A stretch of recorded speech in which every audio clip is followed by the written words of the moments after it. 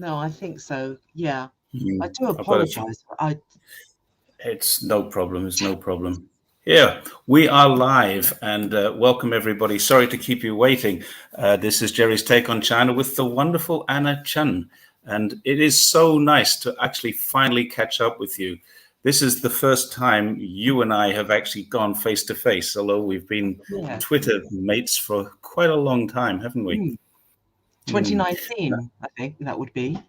Maybe 2020 for me. I came Oh, on. I came on in earnest. I came on in 2020 during the first of our lockdowns here. I was a little yeah. bored and I needed something to do, and Twitter looked like it might be entertaining. Turned And out it here we was are. more than Well, entertaining, I do consuming. apologize. I do apologize for this. I'm a Safari user, and this app won't use Safari, and then Firefox foxed me anyway, and here we are on Chrome. So, Yeah, well, hello. Chrome's working for us, and that's fantastic. So I wanted to introduce you, but I have a problem with introducing you because I don't know how to pigeonhole you. You're so many different things. You are a comedian, you are a playwright, you are a journalist, you are an advocate of free speech. You're so many different things. How do you pigeonhole yourself? How is it possible? Well, I contain multitudes. I generally describe myself as a writer, broadcaster, um, poet, because Mm. that's my main creative I outlet. was going to ask that. Poetry seems to be your driving passion, but we'll It come is. back to that. What else do you do? Um, I did comedy for a while, and I found it. I just have such respect for people who do comedy. Um, Mm. I found it difficult because although I like humor, I think it's really important to have a sense of humor. The setup punch format just didn't suit the way I thought, and I realized when I got back into poetry. I mean, I've been writing poetry since I was at school. Hmm. I just found it was a better way. It's almost like a long form humor. You Hmm. don't have to just do the setups and then reverse it. Here's a great comment. I'm going to do this tonight. I'm going to introduce what people say. First impressions, you look like a heavy rock star. Now, Heavy. no. Heavy rock being a Deep Purple, Black Sabbath type of heavy rock. If we're talking about the era that I grew up in, I think I'm a little older than you, but I do know that you were once involved with a rock star. Did you ever write any rock songs? I've been in bands. I've been in bands since I was 14 with my cousin out Hmm. in Romford. He and his friends. There was a Gosh. barn out there that we used to go to, and and play. I was Bowie generation. I was a Bowie kiddie. Mm. And I think so. I missed the hippies, missed all that. Although very aware of it when I was little. Um, I think all that punk generation, because I was a very early punk. I was punk before we realised we were supposed to be called punks. And Did I you think have safety pins stuck in your various no, different? my clothes. I did in my clothes, but Right. no, I never did that. I always admired Vivienne Westwood's t-shirts. The You actually knew Vivienne Westwood, right? Yeah, I think if you were a bright kid in London and I was a Hackney kiddie, you Yeah. I'd get the number 22 bus up there, and I believe you lived up there for a while as well. Lived in And Pimlico. in Pimlico. Oh, Yeah. that was yeah. That was too posh. Unless you were going to Tate Britain, in which case Yeah. we'd go up My there. my my part was not posh, I promise you. So Chelsea, though, I mean, Yeah. you know Chelsea and Kings Road. Kings Road was amazing, and that was an absolute magnet. And Vivienne Westwood's shop, in particular, was a magnet. The Sex Pistols used to go there. Mm. Um, that's before we realised, well, before they were called Sex Pistols. But you'd walk in there, and it was like a different world. There'd be Jordan, the real Jordan. seated there. I think she was originally a vet, one more veterinary nurse. Okay. Vivian, I think, was attracted to the energy of, young kids who were around, and she just, if you were interested in her stuff, if she thought you were interesting, she'd spend time on you. So I always wanted a cat suit because I'd been brought up on Batman, the TV series, and also my main icon, one of my main influences was Anita Pallenberg in Barbarella. Hello, my pretty. And as soon as I heard that and saw her, it's like, that's who I wanted to be. That's who I wanted to look like. So Wow. Westwood ended up making me my first cat suit, and I loved it. I just felt it was like my carapace. Is this how you became Madame Meow? No. Madame Meow was a joke years later because of Madame Mao. It's an enduring joke. Sorry? It's an enduring joke. It's been around. You've been Madame Meow for a long time. You're in The Guardian for quite a long time as Madame Meow. No, I thought when I was writing for The Guardian, We'll come back to that. As some things make me shudder, when I think about that. But yeah. So Madame Meow. So when did I started? I started my blog in about 2007. So it was about that time that I adopted it. Before that, I was just me, and I took a show to Edinburgh in the 90s. Didn't you do something with a sex doll there? I did indeed, Jerry. Would you like to tell the audience what you did? Well, the show was called Susie Wrong, Human Canon. And the point was I wanted to reverse this idea of East Asian women, always being submissive, being the victim, being the object that things were done to. So I wanted to reverse it and turn it into canon. Instead of the projectile, you were the actual weapon, because there was a limited but very unpleasant set of stereotypes of Asian women, and it was very sexualized. We were obviously over sexualized because that's one way to keep a group subjugated, which is to exaggerate and debase their sexuality. So sort of halfway through the show, I would come on with my it was a tease, that was I going to put out ping pong balls or wasn't I? And that was something then that was very subversive, and it was transgressive and all that. So we got this sex doll and we stuffed it with K-pop, so it was basically solid, and we got a pump action ping pong ball gun, which we split it down the back and stuffed this thing into it. And when it got to the climactic point, will she, won't she, is she going to, isn't she, I'd machine gun the audience from the ping pong balls with the ping pong balls from the business. So were you the Susie Wrong, or was the doll the Susie Wrong, or was that a different character? Was an amalgam, really. It was all of those characters, because I just basically wanted to go through all the stereotypes and just shoot them down, just shoot them dead, which was what that was about, and reverse it. And the idea was, at the end, the human being emerges at the end that never gets seen. So it was interesting for its time. It was the mid-90s. And it was interesting for a while, but once I'd done that, I really wanted to move on, because it's like staring into the abyss, and after a while the abyss stares back at you. And I think getting stuck in negative stereotypes is can be a very destructive thing. And I was always fairly smart, and I realized this is not going to be me, and I went on to other things. Doing I did Imelda. That was about Imelda Marcos and her relationship with America. So that was interesting for a while.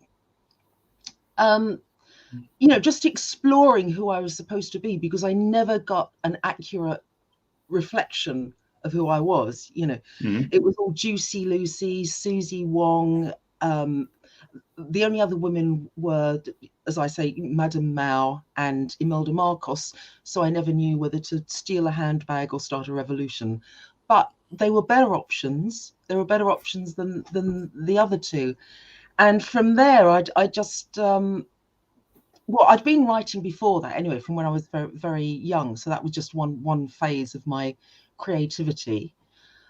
Then I got pulled into politics in the late 90s.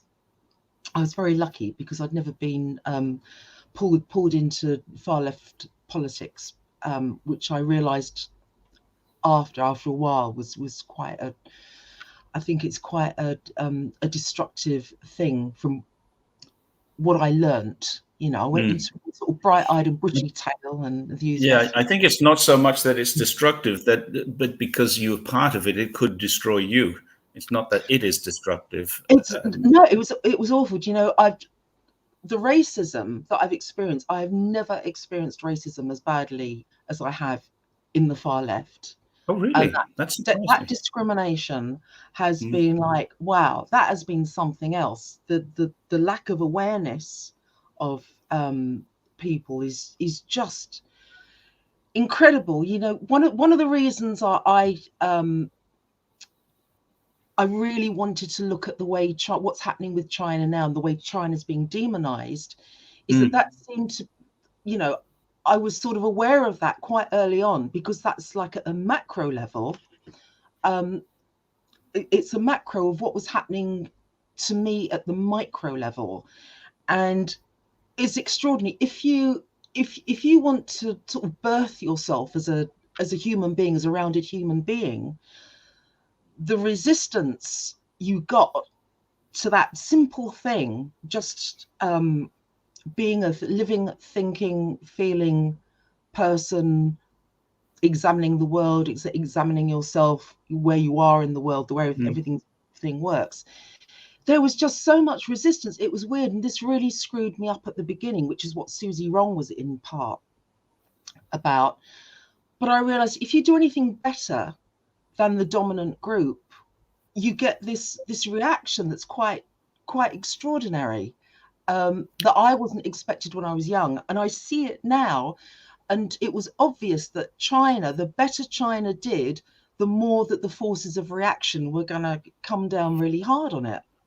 I was going to say this about you. You seem to be, and I've been back through some of your older blogs. Your blogs go back to, I think, before 2011. I think I went back to 2007. 2007. Okay, I didn't go back that far, but you were still, even then, you were very conscious that China was being demonized even then. And Yeah. I don't think anybody realized that. You're possibly the first, certainly in my opinion, of British and Australian media, which are the two medias I've grown up with. I can't remember anyone pointing this out to me before, but you were pointing it out 10, 12 more years ago. How did you come to, is it because you were part Chinese and you saw it was just an endemic racism, or is it because of That something helps. else? That helps. But um, I, for me, the turning point was 2005, when George W. Bush stood in the wreckage of Iraq. Metaphorically, he was actually on the Vincennes, I think, Yeah. and he declared, at the end of the hostilities, the crushing of Iraq, he Yeah. suddenly declared that China was I can't remember if it was either systemic or strategic competitor. And I remember being really, really shocked, thinking, well, what on earth has China got to do with anything? Everything's going well. They're the factory of the world. They're making our stuff. And then I realized he'd actually said the same thing in 2000.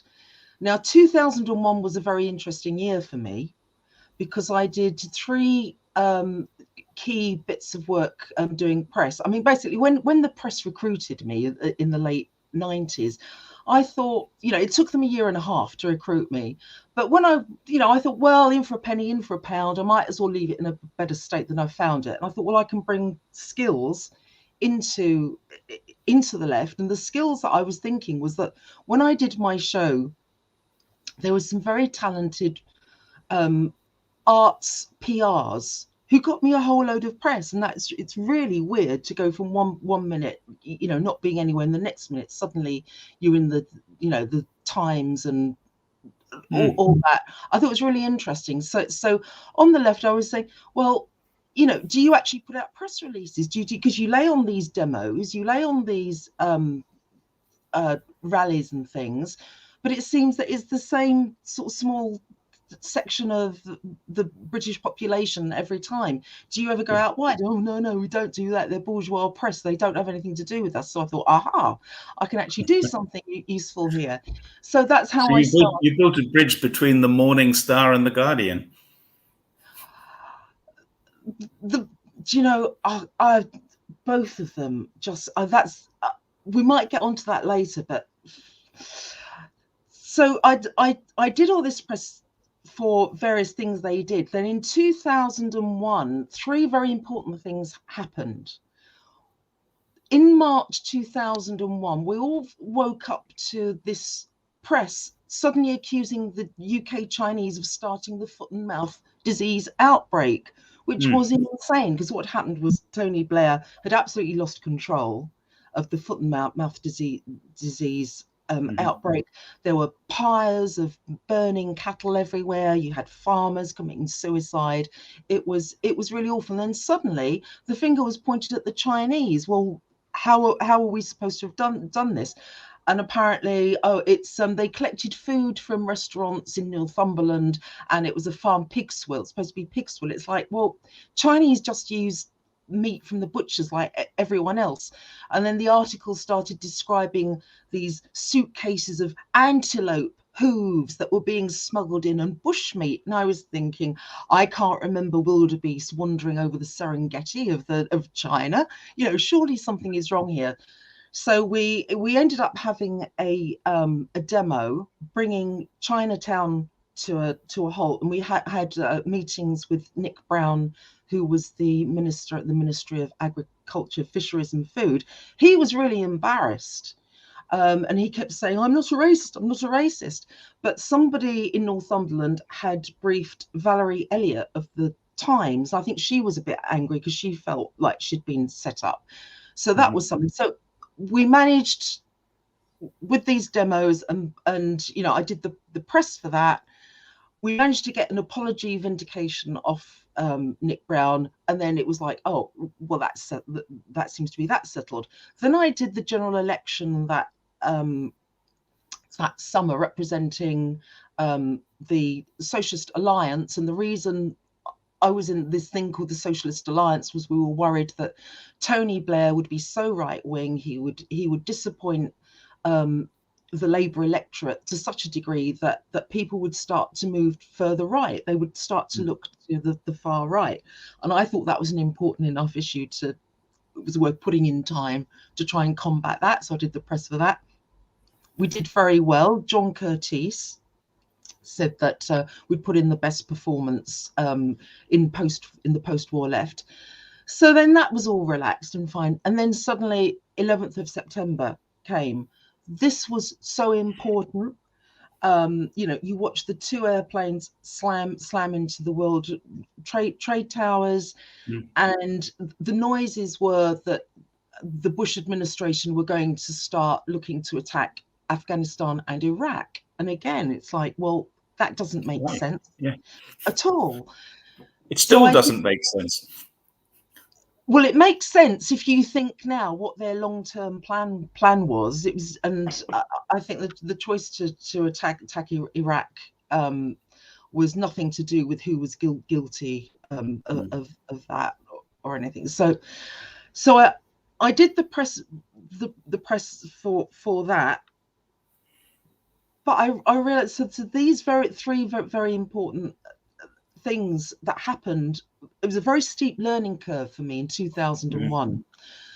But one of the things I realized then, 2005, Bush says this thing about China being a competitor. And I look back and I thought, so he'd said it in 2000, then a few months after he'd called us, the Chinese or China, a competitor, a strategic competitor, he had Tony Blair had targeted the targeted the UK Chinese, which I didn't know if this was like a blood sacrifice to Bush to show that he was loyal, or they were flying a kite to test the Chinese here.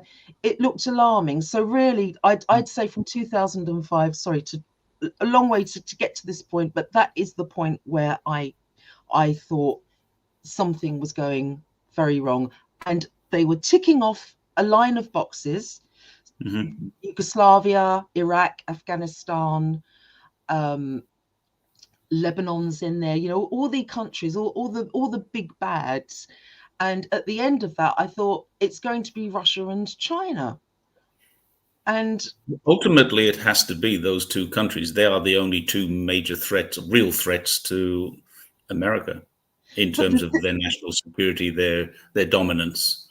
but what's weird is China wasn't even a threat. If anything, you know, China has always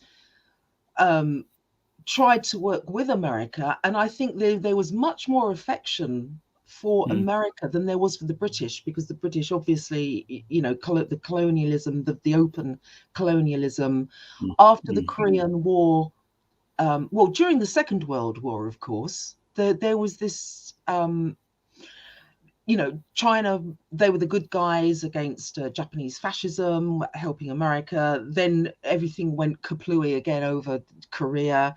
And then they Mhm. seemed to get it back on track with Nixon, Kissinger.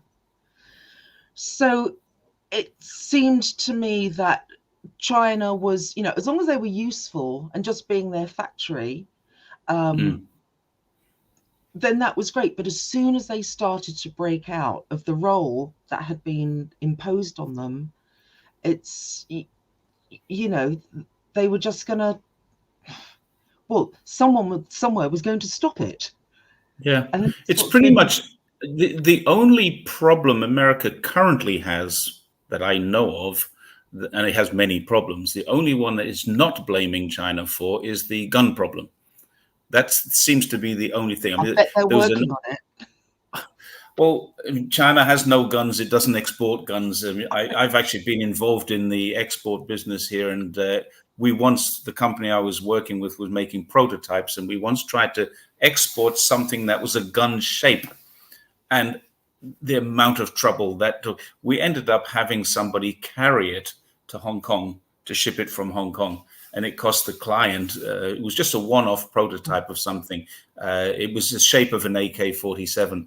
So we had to carry it, declare it through the customs as a toy, a gift, a replica, that kind of thing. And it wasn't getting shipped. It's extremely difficult to ship a firearm from China, very difficult indeed. So it's one thing they can't blame China for. But then they could blame China for the conditions which create the gun violence that they have, I guess. But then people would just laugh at that and say, well, you know, you've had 300 years of gun violence in your country. So yeah, as far as I'm aware, I mean, I've just been writing about the fentanyl problem, Yeah, and very interesting. how the wonderful BBC keep telling lies about this. The Oh, BBC is completely smearing. Their headlines tell lies. Their oh, stories put the truth, but they omit the important parts of the truth. Like just yesterday, Mexico could prove that China was smuggling fentanyl. The story was that there was some packages with traces of fentanyl in a container. That doesn't prove anything. Traces are nothing. So that's something I was working on today. It seems to be a regular thing. The BBC but are probably the best at it. oh, it's awful. But it's one Mm. thing after another. It's one damn thing after another. And it's like, it's like a toddler with some severe, you know, problems. If you keep blaming the Hmm. other for what you're doing, I mean, you know, when this all kicked off really under Trump, when he was accusing um, China of cheating, and so he laid on these trade tariffs that, of course, the American people ended up paying. Even now, I thought, well, this doesn't make sense, because if you look at the in-country sales and services in China by companies like Microsoft, McDonald's, Nike, Apple, all of these companies, the profits, the vast profits that are being made by these companies, America actually ends up with a surplus. And at that time, it was something like $24 billion. So this didn't make sense at all. There were a few voices at that time in the Western press who were challenging that. But of course, since then there's been a combination of carrot and stick, which has got everybody on board. And in fact, the think tanks like SimSec have pointed out, if we want to have conflict with China, we have to get the taxpayers on board. And that's what's been happening solidly since Trump started this. Yes, this manufacturing consent. I mean, the demonization started, and somebody made a comment a little while ago. The demonization started back in the 2000s. It started. You were one of the first to be vocal about that in your blogs, and you knew this was happening. You knew this was coming. And what I see, and I only became vocal on this 3 years ago. What I've seen happening is a massive ramp up. And somebody else has made the comment, there's 500 million in one bill, and there's $300 million in another bill. That's 800 million a year for negative press on China. Well, of course, that negative press people mistake this and say, well, the journalists are doing this. The journalists aren't. The academics are doing this. The think tanks are doing this. And the media are just reporting what they're churning out. The media are only reporting most of them are only reporting without doing any checks, of course. I've had many conversations about Xinjiang because I've been there. I've traveled through there several times. And, the fact is, the security there is quite high security, but there's a very good reason for that. There is no oppression or persecution going on. And anybody who travels there can see that. You don't have to be a journalist. You just have to go there and open your eyes, and you'll see there is no oppression or persecution. But it is hybrid. It's a hybrid attack from every single corner, and they're not allowing a breather even because then when they ease off Taiwan, they start on Hong Kong. They ease off that, and we even had Tibet happening in, and now Mongolia. They're taking away the Mongolian culture. It's like, if China was this evil, what on earth were you doing trading with them all this time? Because suddenly it's like a tap that got turned on. And what's disappointed me is how people in the West have lacked the sophistication to be able to challenge this. What happened to our critical faculties? That's exactly right. In 2007, I started to make I made my first program for BBC Radio in 1999, a program about Yoko Ono. But in 2007, there was a wonderful producer, Mukti, who I started working with. And one of the things that I wanted to do, that I was very firm about, was that I felt it was the need to have an artistic engagement as well as an overt political one, and that was to humanize Chinese, because you have to remember that when do you ever see Chinese newsreaders? There are no Chinese in EastEnders, in soaps. You just do not see Chinese. Since Gok Wan, there has not been a household name. When you have that absence, and this is something I've been trying to, what I've been banging on about really, is you turn people into a blank canvas. And given that there is this template for the Yellow Peril that goes back, to the Opium Wars, to the mid 19th century, you create the monster, the possibility for the monster to be created, which of course is just a projection of the monsters that are going on in the imperial aggressors id. So I thought this was very important when I did a series of programs for BBC Radio 4, where I thought it was really vital that you start to familiarize yourself with Chinese. Chinese are real people. We are capable of love, of altruism, of caring about our fellow human being. All of Yeah. these things are completely left out. So what you have is this blind spot. You can literally now draw pictures for people and they don't see it. And the trick is to see it. It's a magician's trick that's being done on the mass population. Yeah. I remember the song by Sting from about 30 years ago. It said, "The Russians love their children too." And it's the same. Mm. That really does apply to China very much so. And the amazing thing that gets me, you're Chinese. You must have heard this 1,000 times, 10,000 times. I love China. I love the Chinese people, but I hate the CCP.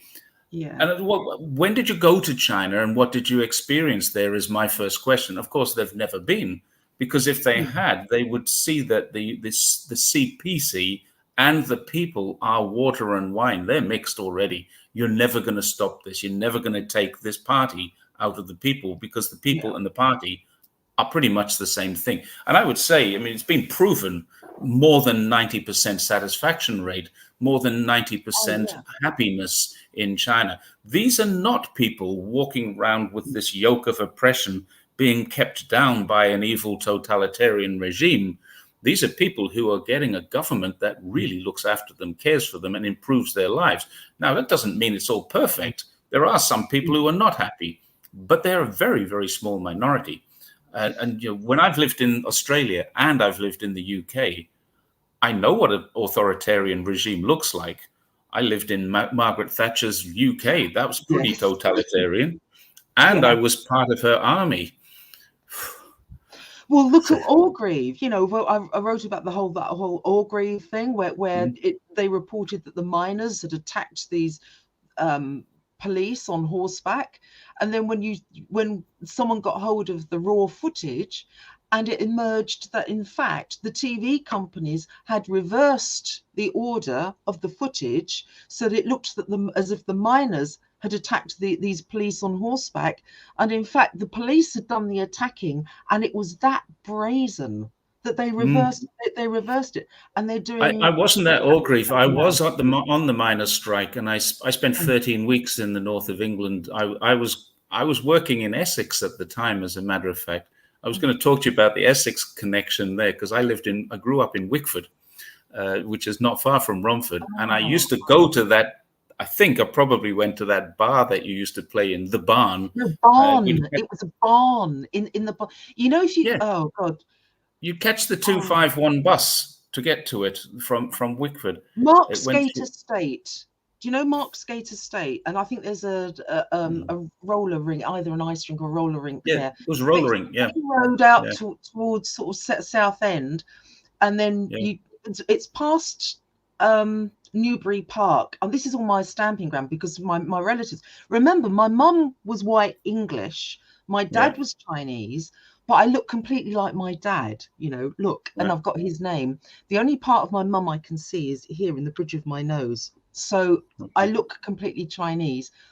But I think this is why I'm in this weird position where I've been brought up being accepted because hanging out with my relatives and being brought up in Hackney where everyone was mixed there, a lot of black Mm. people, a lot of Jewish people, Greek, there were some Poles. So racism, unless you're in the National Front, racism wasn't really Yeah. a big thing there. So that's, so I've seen that. But yeah, going out to Romford. So I was born and raised in Hackney. Hmm. And to go out to see the relatives in Chadwell Heath and Romford, you get the bus or go to Newbury Park and then get the bus from there. So out there, where was it? There was a big poster saying Bonza potatoes. And I think there was a poster saying toot and come in. It was after. Tutankhamun, yes, that was on Do the you remember that? A127. Yeah, it was when the Tutankhamun thing was going on. Yeah, I Yes. remember that. I used to drive past that on the way into London. So Yeah. we did a lot of rehearsing there. I mean, we're like Oh, okay. 14, 15, 16 there. but Yeah. that, that we just wanted to be in bands after that and Right. be creative. Yeah, I remember the Tutankhamun was very, very cleverly done. Where did we come? We were going. So we were talking about the miners' strike. I spent 13 weeks in the north because at the time, I was a police officer in the UK. I was in London for the first 5 years of my service. Then I moved to Essex, and from Essex, I went on the miners' strike. When I was in London, I had an entirely different story, but in Essex, it was just normal, proper policing and very little excitement, to be honest, except for the miners' strike. So for 13 weeks, I was traveling up and down. You spend a week there and then come back for a week and then spend another week there. And that was how it went. And I was involved in some altercations, but I never got into the nasty ones. For 90% of the time, we got on great with the miners. We And you played weren't in the football with Met. them. You Sorry? weren't in the Met. You weren't in the Met. I was in the Met from 77 to 82, and then I left the Met and went to Essex. I spent 10 years in the police overall, but 5 years in each service. I was in the Met. That's why I lived in Pimlico. I lived actually on the corner of Ebury Street, just behind the bus station. Yeah, the block of flats there is a police flat, police accommodation. Our That's why I stamping lived. ground. Yeah. I worked just around the corner for my first couple of years in a little tiny police station called Gerald Road, which is no longer there. It's been relocated to Victoria now, Victoria Police Station, which is also in Pimlico, but just somewhere at the end of Buckingham Palace Road. Well, when you were a kid in Hackney, it was like that's up the other end of the universe. That's what I said in the description. You've moved from the East End to the West End, pretty much, haven't you? Yeah, sort of. The thing is, I didn't appreciate Hackney when I was a kid. I thought it was boring. I wanted to do lots of creative things, and there really wasn't much going on in Hackney apart from Centerprise. When they opened up Centerprise in Dalston Lane opposite the Dalston police station. In fact, Jerry, how our worlds crossed. I've probably been to Dalston police station, but I don't remember. It was famous because apparently that's where a lot of the dope that was on the streets, the cannabis resin, was coming out of the back of it, and people knew because it would be covered in fingerprint dust. So I hear. I was only a kid. I wasn't doing it, but that's one of the things we knew about Dalston Police Station. Yeah. Since closed. Okay. I do know someone who served there. One of my classmates coming out of the training school went there, and Simon Weigold. We stayed in touch for a couple of years, but then I lost touch. And then 82. Middle of 82, I moved out of the Met and off to Essex. Because although I was born in the northeast of England, I'm actually a Geordie by birth, or really a Mackem technically. I was born in Sunderland. I grew up in South Shields in a mining town, and my grandfather was a miner. So my loyalties when I was working on the miners' strike were quite divided. It was quite a conflicting time, and probably contributed to my desire to get out. I'd be fairly certain in saying we had a lot of reasons. I was married to an Australian at the time as well, which kind of encourages you to go that way. Wow. But the miners' strike and the conflict, I earned a lot of money and it was great. We did earn a lot of money as police officers during that, lots of overtime. But the problem was the conflict, and I wasn't doing what I thought was a police officer's job. But also, I think my understanding at the time was that it was the Met that the miners really didn't like, because to begin with, the local coppers, because they were quite often from the same communities, were more, I think, very torn, and they had to actually get the Metropolitan Police to go in to take over to displace those coppers, and they were getting. Yeah, it wasn't just the Met. I was in Essex at the time, and we were there. We were sent up a lot. Pretty much every force, every service. They call them forces in those days, the police force. Now they're police services because it's a nicer word, of course. But Greater Manchester were a big problem. I remember, because they're tough guys, and we had some really tough guys coming in. The Met in my time, the Met was pretty. I mean, yeah, you had the bad apples, but it was a very straight. I was 10 years in the police, and I never encountered any form of corruption. Now, you could say that I'm very naive and I didn't see it, but it just wasn't there. You would know if something was going on if your mates were on the take and they didn't include you in it. You'd probably learn about it. I never encountered it. I did encounter a few people who did some wrong things. I met some aggressive police officers, but generally speaking, 90% of them are just guys doing their job, and But it's most of worse us now. wanted to do it. But it's got worse Now, now, hasn't it? yeah, I think so. The Yeah. um, these cases that there seems to be a lot of hatred of women. Yeah, I haven't watched the coronation, yesterday's coronation. We should talk about that, but I haven't. Hang on. This is a comment I have to come up with, because the SPG was the Met, and they did get banned. The SPG got banned after a guy. He was a New Zealander, and his name was Blair Peach, I think was his name. Oh Got yes, famously, yeah. truncheoned to death by the SPG, hit on the head and died.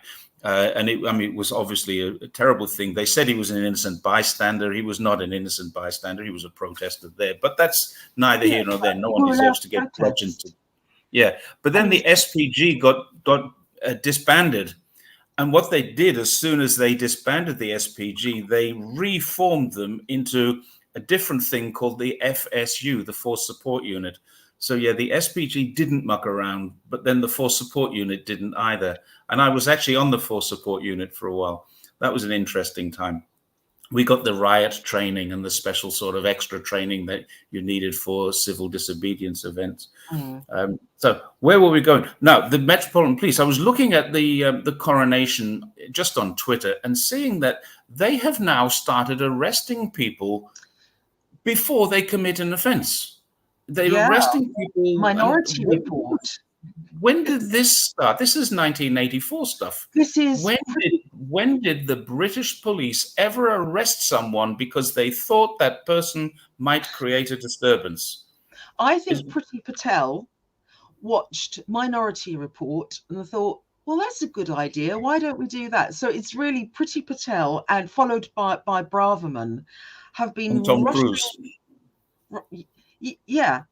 They've been rushing these these bills out, and it's because I think they know the writing's on the wall. I think in America and in Britain they know everything's imploding. There is nothing to keep it going. We're no longer expanding, we're contracting. There's a tiny elite at the top, a shrinking elite that's basically taking everything that isn't nailed down. I mean, arresting people before they've even done anything. It was the rape whistles. Did you see that there was some, because they might scare the horses. Yeah, so they're going and arresting people with, people can use whistles, any whistles. If people want to scare the horses, then there are any means that there are, firecrackers, anything. So I think that this is There's a much better way to deal with horses. And the Metropolitan Police mounted person told me this, but I don't think I should put it over the air. Ooh. Much better way. Marbles. I think the ruling class is getting it together, because they know at some point, the Brits, please, you're gonna wake up and realize what they're doing to us. And I think when that happens, I mean, look at the poll tax. We were pretty good around the poll tax, and we managed to stop that. Yeah, isn't it interesting? Now, I want to just come in on that point, and I know I'm interrupting your thought process. I'm sorry. The process of democracy, where we used to have, occasionally we had riots and things, but 9 times out of 10, I went on these protest marches through London for various different reasons. Save the whales, save the planet. We used to just, every Saturday afternoon in the summer season, and we'd go through and 90%, probably 99% of protests were all peaceful. And that caused the government to change things. People protesting got listened to when they were there in big enough numbers. And Mm. the first event that I ever came across was the 2003, 2000, late 2002 Yeah. anti-Iraq Mm. protests, where millions of people went out and protested Yeah. and got ignored. Yeah. What has happened since then? This is the change. The democratic process of peacefully protesting against a government decision has now been completely eradicated. And Mm. so there are only violent ways to go, alternate ways, not necessarily violent, but they're disruptive, they're alternate, and most of them end up violent. That's the only way that a peaceful protester of 10 years ago can now get their voices heard.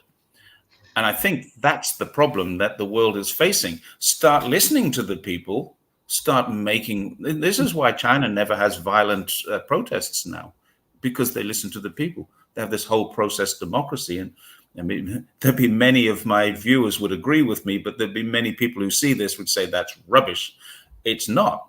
China listens to the people. China Mm. doesn't need to have violent protests because someone will come out, listen to what they've got to say, and say, okay, we'll get on that and we'll get back to you. They'll give solutions.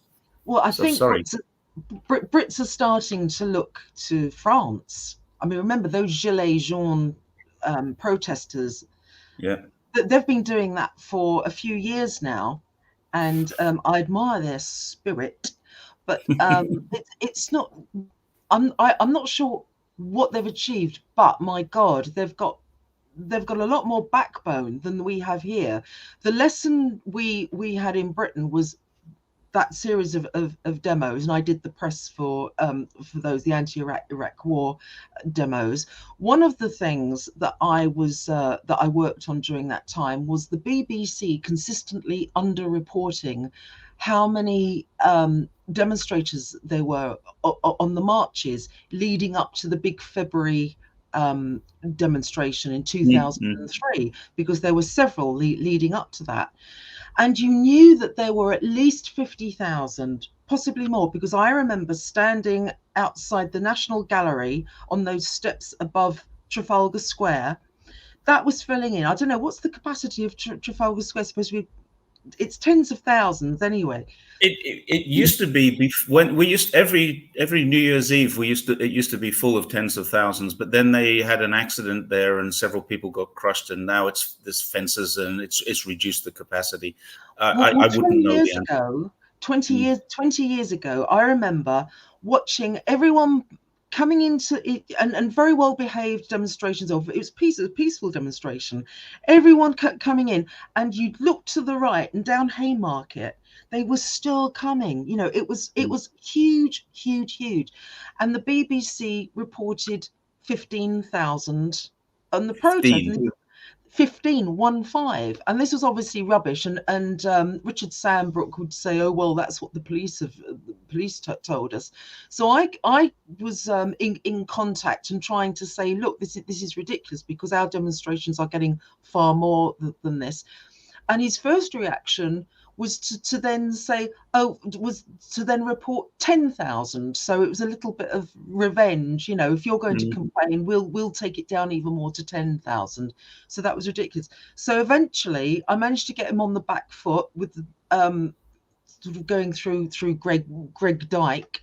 And he eventually he did write back to me saying, we should have taken your numbers on board. We're sorry, we've actually adjusted these numbers on our website. Mhm. So when the public goes on these demos, and these were, there were families there were pushchairs, and Yeah, yeah, yeah. I these remember. were great family occasions. When they see they're being ignored, that we're supposed to be in a democracy, I think people do get upset, and especially that huge one, which was about 1 million strong. Um, Yeah, the final one that, the in February one. Mm. in Hyde Park. Well, So when we you get, think about it, if 1 million people care enough to come out, that probably means a few more million care enough but don't have yeah, the time or couldn't be bothered or live too far away. But this is a huge number, and 1 million people come out. You can't just say, well, there's in the UK there's 50 million people. You can't say, well, 49 million didn't come out. You've got 1 million people out. That's a huge yeah. number, and it was a huge number. that's the Mind tip you, of the they iceberg. had some good music on to come out for. I think they had a concert on at the end of it, didn't they? Um, that's a sore point, actually. What was it? There were some hippies that put together a Peace Not War CD that had people like Pilger was on it, and they had lots of different musicians. The organisers decided they were not going to play that, and they thought it would. Their excuse was it would offend the fellow organisers. It would offend MAB. But one of these demos, the rallies, I turned up and they were playing Bob Dylan and his very Christian music. Mm. So it was like, I mean, the shenanigans and games that were going on behind the scenes, that's a completely different thing. But looking at whether we're a democracy or not, if peaceful demonstrations get nowhere, because that was in February, and then the vote in Parliament about whether we went to war or not, that was held, what was that, 18th of March, so a few weeks later. Yeah, it was a few days. I thought it was days later, but yeah, It was quite close. shortly after in March, and they just went ahead and voted for this, even though everyone had come out. And I think that affected a lot of people in how they saw the system. The system isn't working, and now, as I said, you've got Priti Patel and Braverman who have really rushed through a lot of this legislation, which of course gets voted through, which is incredibly repressive. The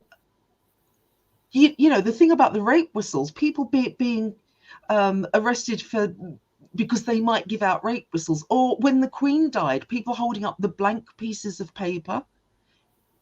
Do you remember that, in protest, which was then used by people in the COVID.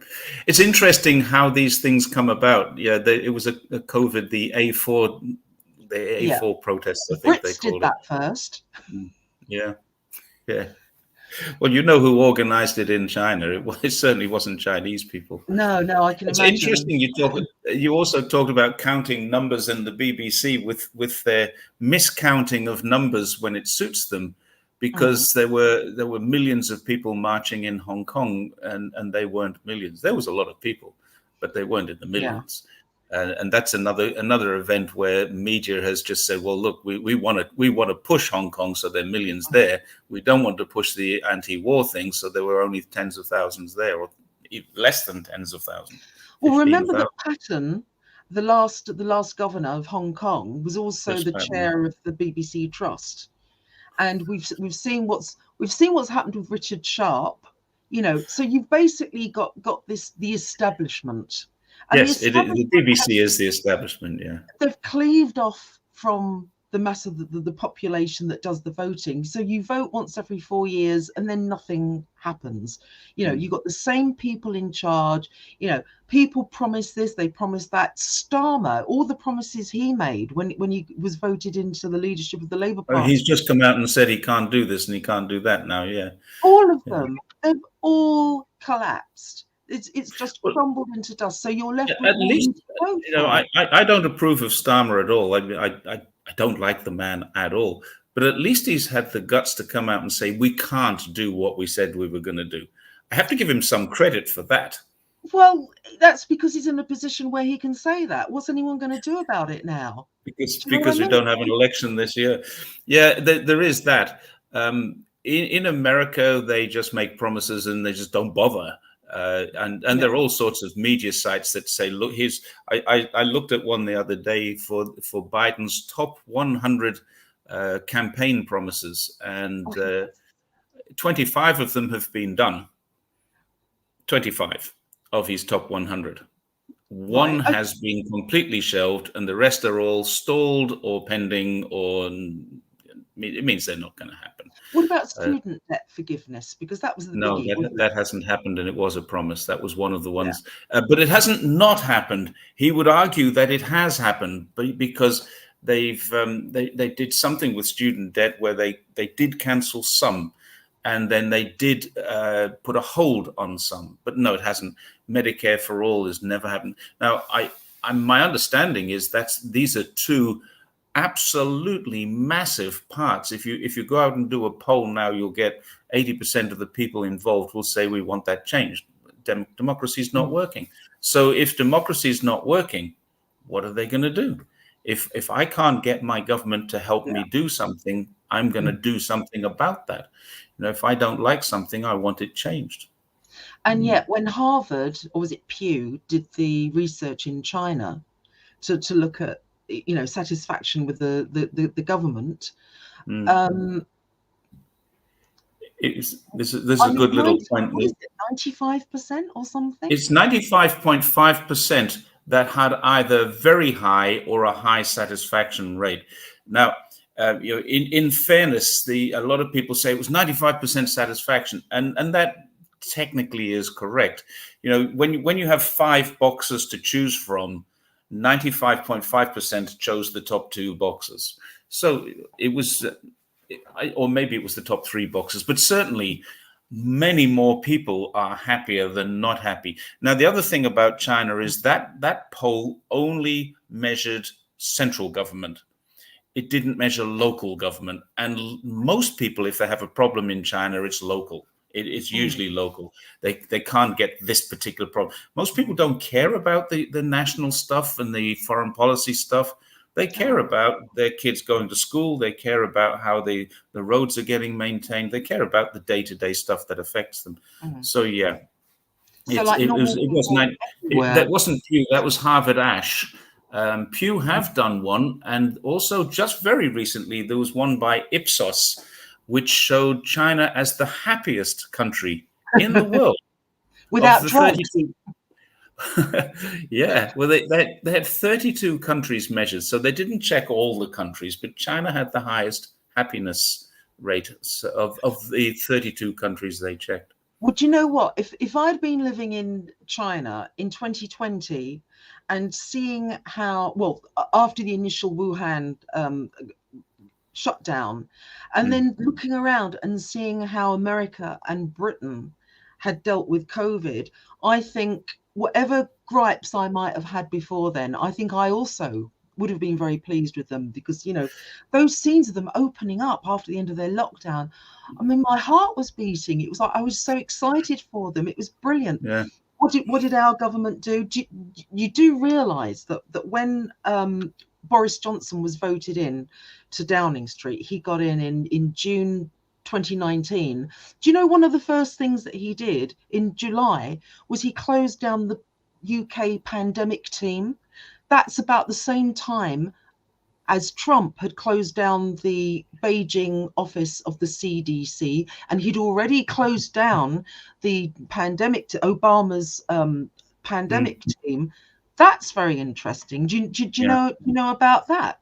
What John Bolton did? I don't know their reasoning behind it, but it certainly seems they knew something we didn't. I think could it so. all be a coincidence? A cost-saving measure? A what saving measure? Sorry. Cost-saving measure. I mean, it could be coincidence. It seems like I don't believe in coincidences this great. When Johnson and Trump do the same thing, they've talked about doing it at the same time. Yeah. So they're doing the same thing at the same time, and it was 5 months before Wuhan. Yeah, you're right. Yeah. And it was, and then there's the 57-page memo issued by Pompeo allies, blame China, that they issued to all the state departments, and I dare say they're NATO allies. Probably would have got a copy of that, because the parallels were absolutely extraordinary. The super spreader events, we had Cheltenham. Trump had his super spreader rallies. The whole he had lots of rallies about it. I don't believe this is accidental. I mean, there's there's a narrative coming out now. I think that the Times did this. That's decrying Johnson, but saying, oh, he was an idiot. And I don't believe that they were idiots, that they did that, because there are too many parallels. And I think we need a proper inquiry King's Who does Council. the inquiry? Well, Mike Mansfield did Mm-hmm. a people's inquiry. Have you read that? Because No. I've been. That's really interesting. A lot of his timelines. I've got a 500-page timeline from 20, 2019. We had it, by the way, in November 2019. Mm. My friend had what I thought was a smoker's cough. It sounded like a smoker's cough. Oh, Charlie, that sounds bad. You've been smoking all these years. I've never heard you with a smoker's cough. He had that by mid-December. I had the same cough, but it was along with what I thought was my usual bronchitis. Mm. So we had different symptoms, but we had the same cough. Then my cat, my beloved, and I'm going to try. I have to try not to cry now. She Okay. developed the same cough, right? Mm. She's now dead, right? She Mm. got Hodgkin's, and of course we know now that COVID affects all the organs, and one of the things it does is affect your immune system. So it was around, and it's not just us. There are lots of people who say, "Yeah, I had something funny around that Yeah. time as well," but they won't look at it. They won't have a proper, Yeah, inquiry. it was also found in sewage in Spain, sewage in Italy, sewage in France, sewage in Los Angeles. It was around. Where it came from, it could eventually transpire that it came from Wuhan. It could have started there. Who knows? But what really annoyed me when I read the headlines about they had found in Europe, they had found traces of COVID in sewage from 3 months before Mm. Wuhan discovered they had COVID. And the comments that came out on media was it it escaped China earlier than we thought.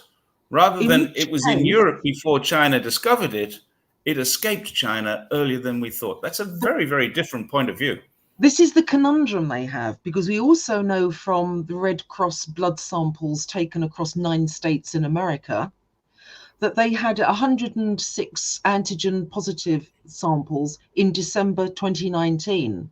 And if you work backwards, that's not 106 cases. That's actual positives taken from these random samples. That means somebody worked it out, did the stats, and said that must have meant that the initial infection was August. Now, if it was the case, and they won't even look at they've stopped it at December. They won't look at the earlier Red Cross blood samples earlier than December 2019. If it was the case that it actually escaped from Wuhan earlier, it means by the time it was found in China, if it went out and then came back again, it would have been all over China. And it means that the animal, and also the animals, they've never found the animals either. So I believe, and the fact, oh yeah, 18th of October, what a date that was. Do you remember 18th of October 2019? Two things happened. One was Event 201, right? In Okay, yeah. I know New about York, 201. where Yeah. they look, and to me, this was like Trump the showman putting on the show. So everybody there, including Guo, actually was a participant, but I think he was a patsy. The same day, 18th of October 2019, was the opening of the Wuhan Games. Okay. I didn't know that. Well, I think, I've got, as I said, I've got a 500-page timeline, and every time I slot something into it, I read around it, and it's like, That makes sense. Yeah. We cycled through Hubei in October. Actually, we were coming back from Urumqi on bikes, and we cycled through Hubei and then down into across the river into Hunan and then into Guangdong. But there was a lot of evidence. We didn't have anything to do with the sports that were going on, but there was a lot of evidence that there was military games, military training going on at that time. So yeah, it was an interesting time because we were all just traveling through China normally, and your I don't cycle remember anyone journey, getting sick.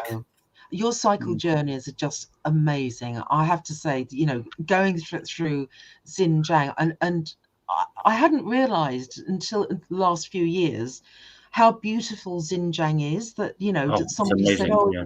parts of it look like Switzerland. Yep. And it's just huge. It's got vast resources. You can see why the other lot would envy it and want to appropriate it. I It's mean, also a very important trade route. We're not just talking yeah, Silk Road here. We're talking yes, every train leaving China goes across there. yeah. Do you know the train ended up embarking in 2017? I think it was that there was a train from China To that went Barking. all the way to Barking. I don't know how they got across the channel, how that worked, but You basically, should tell our international viewers where Barking is. I know Steve Weaver will know, but it's our old stomping ground. yeah, it's the east end of London, effectively. It's east That's where side of everything London. happens. Yeah, it's I where am everything from the happened. far east of London. Yes, the Far East Hackney. Yeah.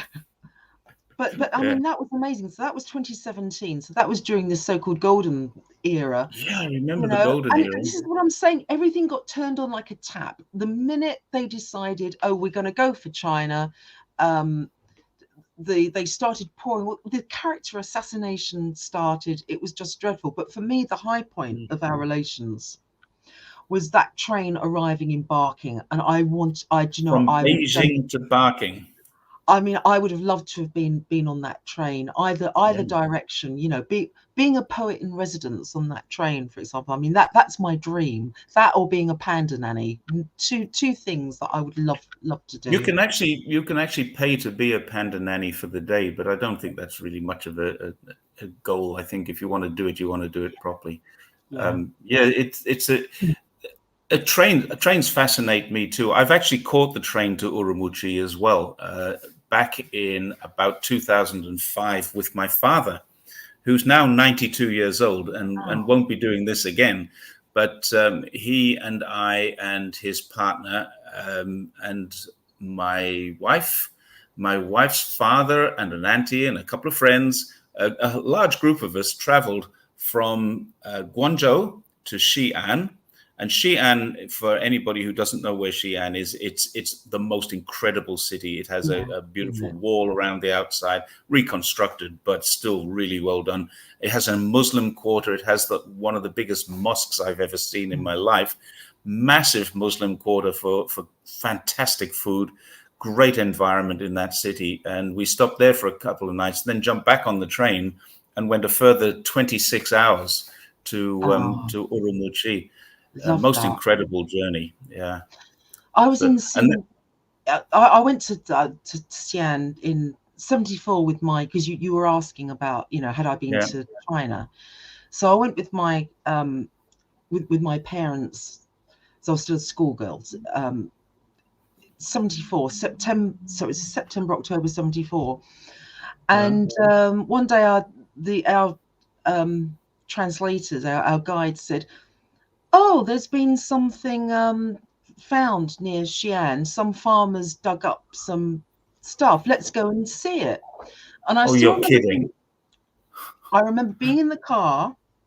They took us, and I remember the mound, seeing the Yep. mound, and they took us to this place that a few months earlier, I think it was March, the first had been found.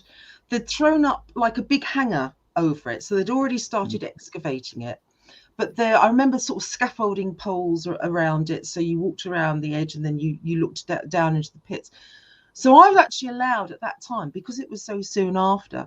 So I was actually down in the pits playing with the terracotta warriors. Trained soldiers. Wow, what a story.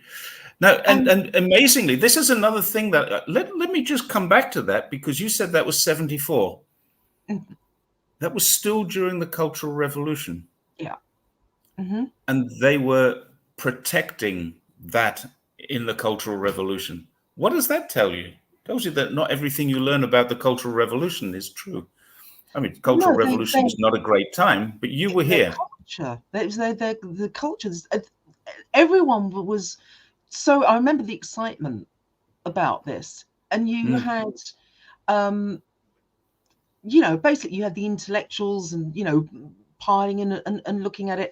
I didn't realize, because I was, young and stupid, I didn't realize quite how significant The significance, yeah. this was. And oh yeah, it's a tourist thing. Oh great. And then you realize after, and they were saying at the time, oh, we think there might be more. We're looking at other areas around there. And then gradually over the years you realize what this was that you've witnessed. So I feel very very lucky to have seen that. China's just amazing. I mean, there's how much stuff is there that they haven't found yet? There's, oh wow.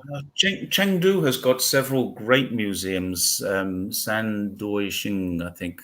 My wife loves them. She drags me around the museums, and I patiently go and take pictures. And I mean, I do enjoy, but my wife loves this kind of history. And when we come to China, we get told about 5,000 years of history, and we go, yeah, okay. But there really is more than 5,000 years of history. Those terracotta warriors are over 2,000 years old. But even before that, there's a lot of stuff in China that is older and definite evidence of civilization. Now, of course, it's not one country for that period of time. It's not like you can say it's an island and its borders never changed. It's changed considerably, but it does have, I mean, it has a written history. There's evidence of written history 5,000 years ago, or 7,000, I think, written on oracle bones and turtle shells and things like that, and dated to 7,000 years ago. So yeah, there's a huge. This is why Chinese people, I think, have much more patience than the West.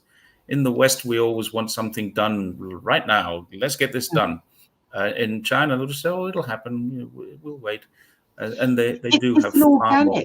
It's almost like it's an organic thing, letting time flow. Whereas I think in the West, it's like we have to change nature. We have to do battle with nature, man against the elements, and all that, instead of working with this stuff. And one of the great tragedies about this march to war that we have at the moment is, instead of working together and finding out all these amazing things that are still ready to be excavated and found out about this civilization for the whole of humanity, that's as important as the ancient Egyptian, the Sumerians, all around the Middle East, Mesopotamia's, yeah. In Africa, there's a whole load of stuff that we don't know about, that we're just getting glimpses of. And we're losing it as well in Syria, in Sudan. I mean, do you remember Baghdad? Well, look at what was lost. With the Iraq War, they sent in what was it? The really ancient. They were basically ploughing up all these areas and making trenches that our archaeologists wanted to go through with a fine-tooth comb, that they had to work it out, and they said this has just been damaged irreparably, and this is our human history. I think if aliens ever come to visit us, they'll look at us and go, "What's wrong with them? Let's leave them. Let's take a wide berth and disappear from here." I can't imagine that any alien life force would be very interested in a planet that tests nuclear bombs on itself, and then we're just stupid. We do stupid things, and we're constantly fighting. Why an alien race might come down and look at us and say, "Well, why are they all fighting each other? They don't need to do that." But why are we talking about nuclear war in this day and age? It's unbelievable that in the last 5 years it's become normalized, and I think that's part of the exercise, isn't it? To make it to make it acceptable. It's like, it's not acceptable. This is just not acceptable. Oh, I'm looking at your guitars on your back. I'm looking at your guitars. Are you? Somebody asked me if I can play jazz, because apparently one of these is a jazz guitar for sure. But no. Who plays the guitars in your house? Sometimes I do, but I'm not an accomplished guitarist. I just happen to have. I had a friend here for several years who worked in a guitar factory. These are made in China. They're not Gibson guitars. They're Epiphone guitars. I do have a Gibson. It's just sitting behind me here. That's a genuine Gibson. But yeah, I can pick it up and strum, and I can do a little bit and piece. But you'd never get me on stage in a band. That's for sure. Oh, you'll have to I'd do forget something with it. Barry, because Barry Weiss is a Yeah, guitarist. yeah. I've actually been to Barry's apartment, and he's got a lovely guitar. Yeah, Oh, my wife and I, who's my wife is Anne as well, Anne, not Anna. But my wife and I took a cycling trip to Guangxi 2000 in the middle of COVID. This is another of the we weren't locked down. We took a 7-week bike ride through to and up to the border of a third province, and spent 7 weeks on the road in about 15 different cities, oh, I just more than a dozen towns, and just rode through Guangxi and up to. We stopped in Guilin and caught up with Barry. We actually did a live feed from his bedroom together. miss that. That I'd love was to have seen that. Gosh, that's 2000, March 2019. Then we went up to the rice terraces in Longshan and Longji in the mountains, which are about another 100 kilometers north of Guilin. It's quite. Greylin's just, I mean, that looks like something out of a fairy tale. Those great It, big it, teeth of limestone. It's yes, it beautiful. is. But do you know what's really impressive about Guilin? The city itself. I never knew this. Everybody talks about going to Guilin, and Yangshuo, of course, is the spot where all of Mm, these cast stones are. They're all mm, over Guangxi, but there's an area where they are quite concentrated. And it is beautiful. We stayed in Yangshuo, but not in Yangshuo town is awful place, I think. It's full of tourists. But we stayed outside of the town, about 7 or 8 kilometers outside the town, which was great because if we wanted to go into the town, we just jump on the bikes without all of the gear. We stayed there on the way there and on the way back for 2 or 3 days each time. But Guilin city, Guilin mm. town, the city of Guilin is beautiful. I was completely surprised because no one had ever told me this. And I can remember we were walking around saying, why didn't anyone tell me about this? Why didn't I know this? Because Is it you know beautiful about in an Xi'an. beautiful old, or Yeah, beautiful new? beautiful old and beautiful views too. But yeah, there's loads of old stuff there. The old university gate is still there, and there's loads of stuff to visit. If you like the culture, I've been to Chengdu. There aren't Mm. many places I haven't been to, but places that you think there's going to be good history here, and you go and see that. I was totally shocked because I had no idea that Guilin had this. It was really surprised me. Mm. I have to put that on Hmm. the list. I mean, I went there. That's one place we went years ago, but I Well, just if remember cormorants. you would not like Yangshuo now.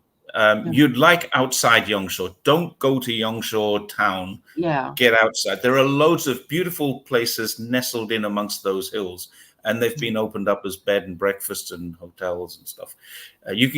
Can you speak Chinese? Petit peu. And, and petit peu is the wrong language, but yeah, 一点点. Yeah. So, but it's much easier if you have a Chinese some skill. I mean, my wife is Yeah. Chinese, so there's no problems with that. She speaks Chinese, and we just find places. She's on her Chinese app saying, "Oh, this looks nice," and she shows me Oh pictures. no, Yeah, that's great. absolutely no. You'd have to.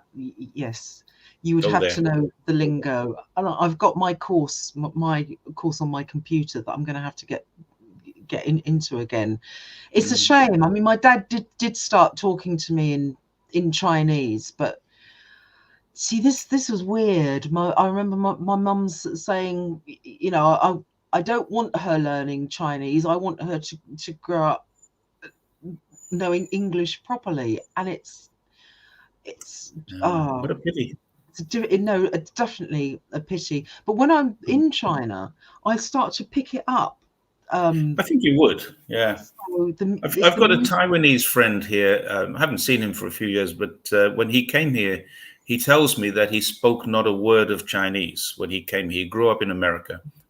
He went to America when he was 4, grew up in Texas, came over here, and when I saw him a year or two later, I met him when he'd only been in China a year or two, and he was pretty fluent to me.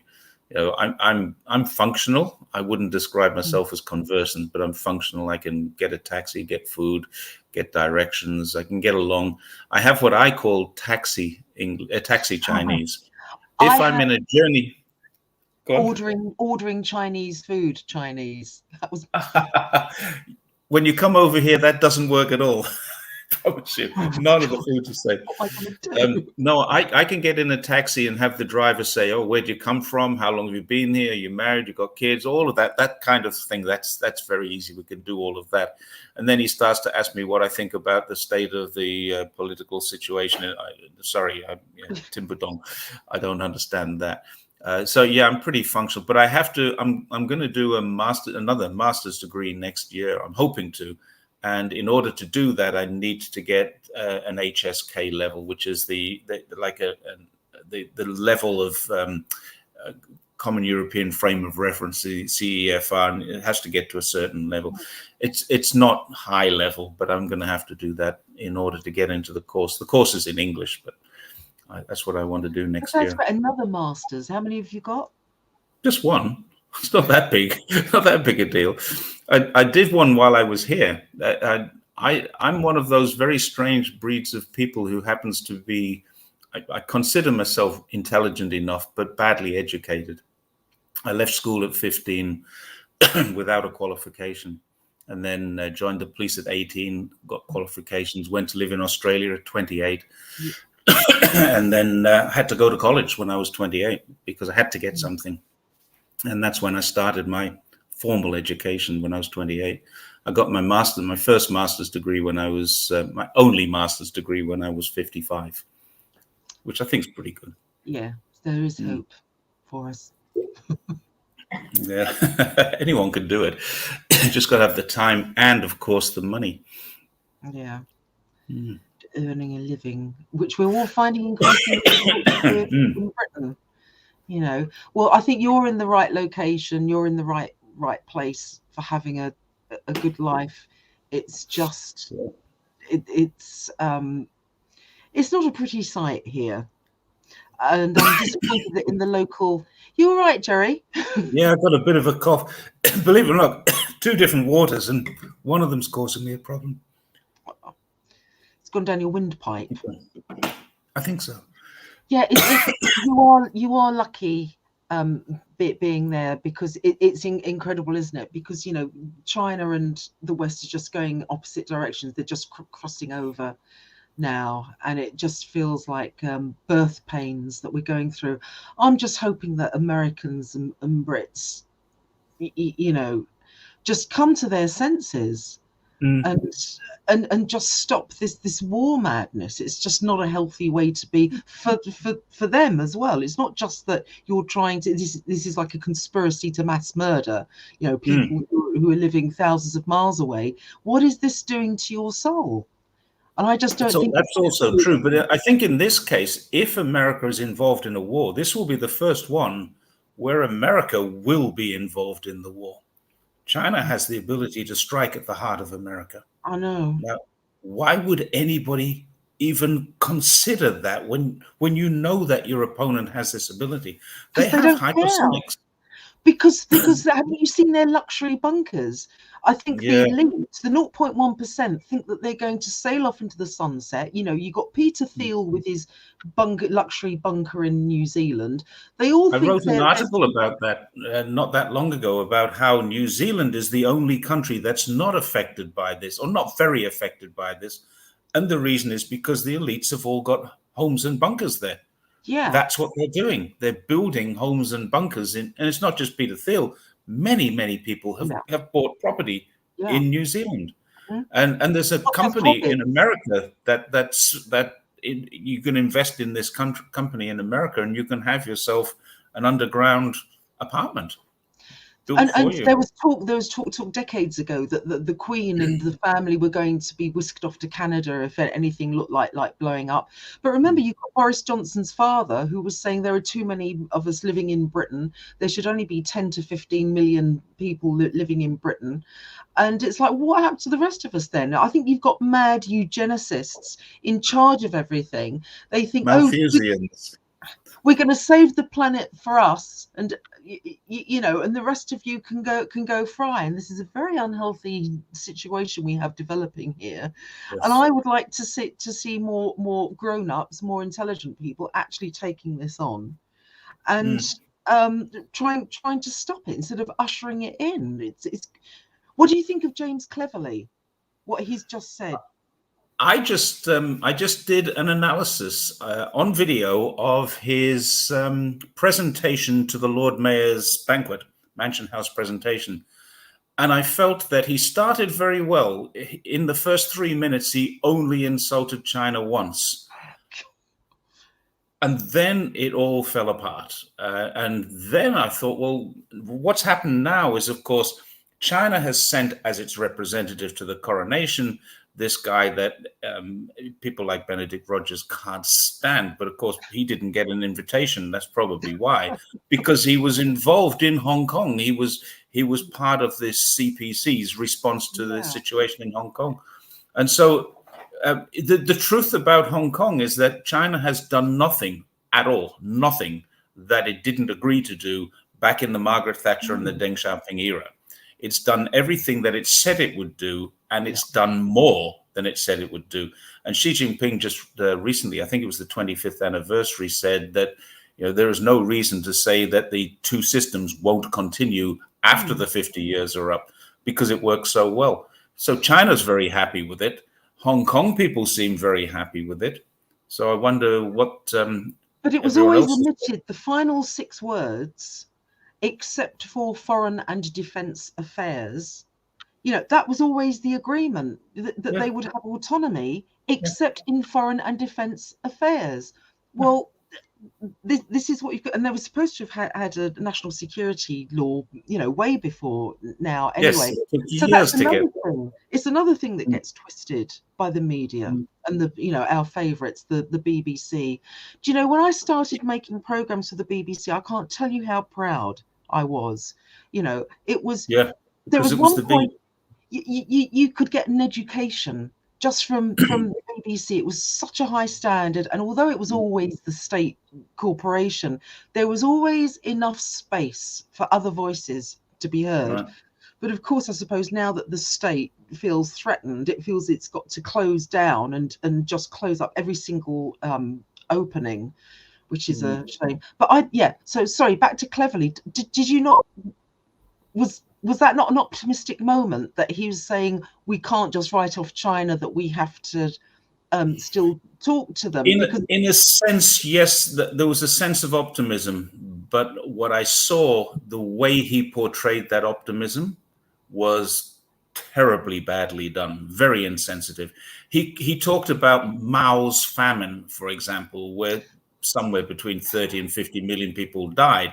Mao took some responsibility for that, but he didn't cause the floods the year before, and he didn't cause the drought the year it happened, and he didn't cause the embargoes that America put on food coming into China.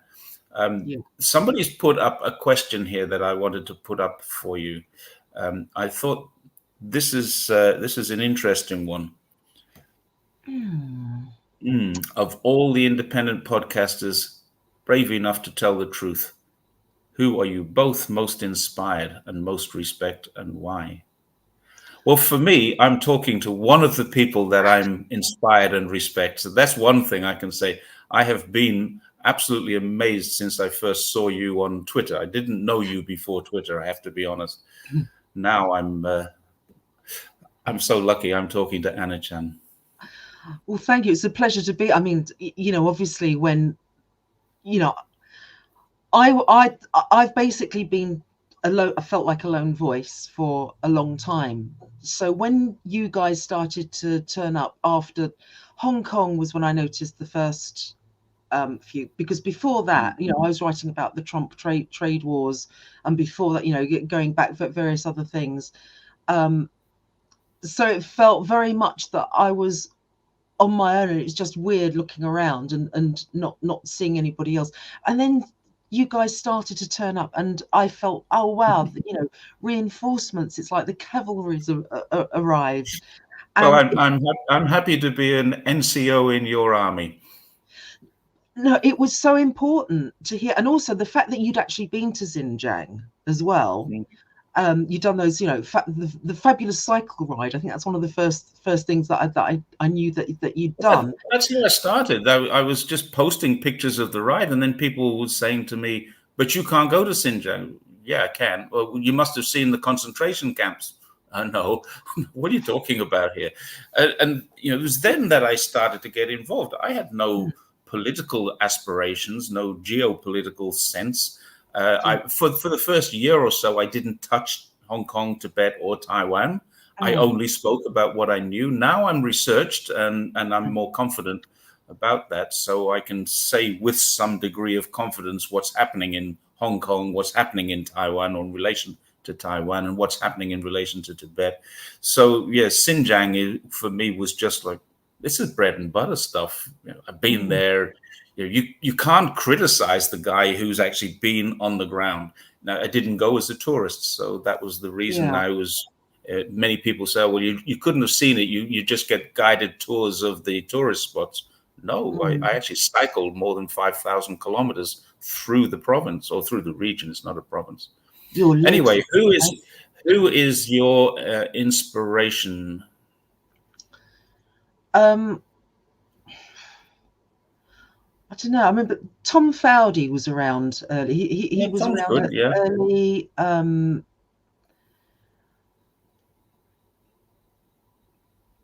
Of the current lot, I don't know.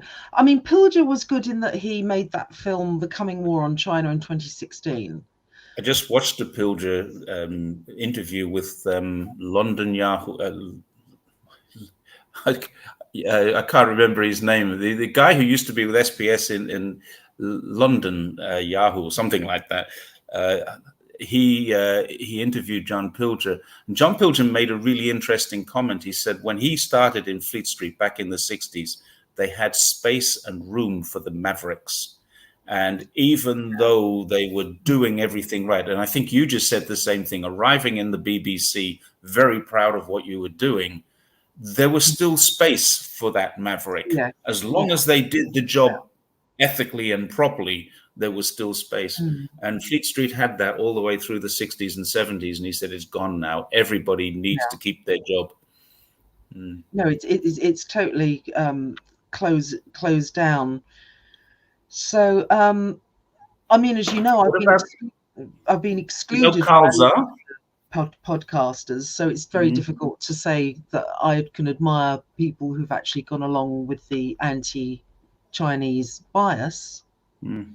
So, We've got a few of them on. I'm not sure if Fernando is still here, but Fernando is Furmubi, or China oh teacher, yeah, no, and he's currently in Xinjiang, towing mm, his 23-foot caravan, as we would call it. He calls it an RV trailer. He's in Xinjiang right now, posting stuff. Um, Daniel Dumbrell is a brilliant analytical guy. but Carl Zar he's but you have to remember, Daniel's blocked me. There are oh, others has who he? want to I talk to wonder me. why. There's hostilities. Well, it's funny, isn't it, that the one consistent voice, Chinese voice from Britain, has been erased, has been blocked, hostilities have broken out. And I think it's a real shame. I think that a lot of the podcasters aren't intellectually up to looking at the Mm. bigger issues. They're good at mechanically, like lawyers, uh, questioning factual matters. That's good. That's part of it. But there's also this, you have to step back and look at what the dynamic, how this dynamic is working. Because Mm. how is it that the image of Chinese collapsed so quickly? Yeah. There's Mm. a there's a reason for this, and you have to look at it, because if you're going to try and get people on board to stop hostilities against China, you have to humanize Chinese people. If you're dehumanizing Chinese people by keeping them out of the picture, like blocking someone and not even explaining why, not having a discussion, but making sure that Chinese faces and Chinese voices aren't part of this discussion, then you are part of the problem. The block may be something different, and if something happens to cause these people to block you, then there's an issue there. But the block may be something different. There is an app that you can download. There's a fee. It's a fee for this app, and if you have someone who is particularly obnoxious, you can block that person and all of their followers. I don't do this. I've never used this app. I will look at an obnoxious person's Hmm. followers, and I will block some of them That's not preemptively. what happened, though. That's Okay, not but what happened, Jerry. okay. That's not what So I happened. wasn't sure. That's That's a not what pity. happened, Thing. right? Okay. There's a problem when it's a white rescue thing as well. I mean, I think everyone has to link arms and we have to help each other because we know that there is this march to war. Yes. But what I've also seen is there is still the desire for supremacy, and um, and it's very hurtful because he's not the only one. It is a phenomenon. It is a dynamic that is there, very deeply embedded in the collective psyche. Mm-hmm. And people have to be able to confront that and look at it. Where is it coming from? Yeah. Because if there is this wholesale erasure of Chinese people who have been saying this stuff for a long time, and we're not even allowed into the debate, then something has gone wrong. You Mm. know, we know that there is a residual self doubt thing that a lot of Chinese have, right? Steve, Mm. yeah, I've just seen your Steve's absolutely right. Yeah. So what's happening is that the Chinese diaspora are being presented as some sort of traitors, that we're not capable of withstanding the pressures on us in the West to be able to stand up and talk about this stuff honestly. And I think that's really important, because what you're doing otherwise is you're presenting the Chinese as somehow being inadequate and inferior because we don't have a conscience. We can't speak about these things. Mm. And if you keep on going on about the Gordons and the Vickies and the Selinas, but you don't mention that there are other people who are On the the right opposite, side. Yeah. then what you're doing is you are perpetuating this. And it's almost as if you're saying, we'll rescue you. You know, Mm. we non-Chinese, we're the ones who'll come in and rescue you. And a lot of people are latecomers who've come late to the argument. Me. Yeah. And it's, yeah, but we've always been able to communicate, Jerry, right from the start. Every now and again, there are a few people who every now and again there's a like, oh, I've got to do this blind. It's not sunny. So. Yeah. So every now and again, It was giving you a rather interesting shadow. um, so you know, some of you every now and again I'll get a little wave, and it's like a way of saying hi. It's a way of saying, oh, Mm. you know, we see you. We're with you. And there are others I've been on comment threads. And to start with, as you know, everyone who came along who was saying this stuff, I was retweeting, I was doing likes, I was making sure it got far and wide. And for a while there was a golden age, you know, when this was reciprocal. And then suddenly you find that you're on a comment thread, people are actually talking around you, they won't do a like, they won't acknowledge you're there. And it's like, don't you see you're doing exactly the same at this micro level that's happening at the macro level? Mm. You're dehumanizing us and presenting diaspora Chinese as and somehow it's in the Chinese spirit that we can't be trusted outside China. You're saying that we're all Gordons and Vickies, and we're quite clearly not. No, you're not. Of course not. It does strike me as strange, and I'm very conscious. The things that you've just said have highlighted something I was conscious of. I feel quite often CGTN will invite me on to make comments, and this is great that they invite me on to make comments. But I'm a Mm. token white face now. What this is doing, there are millions of Chinese people who have far more experience than me, but they don't get believed. And I think Mm. CGTN and Global Times and the likes of them, they say, well, let's get this guy on because he seems believable.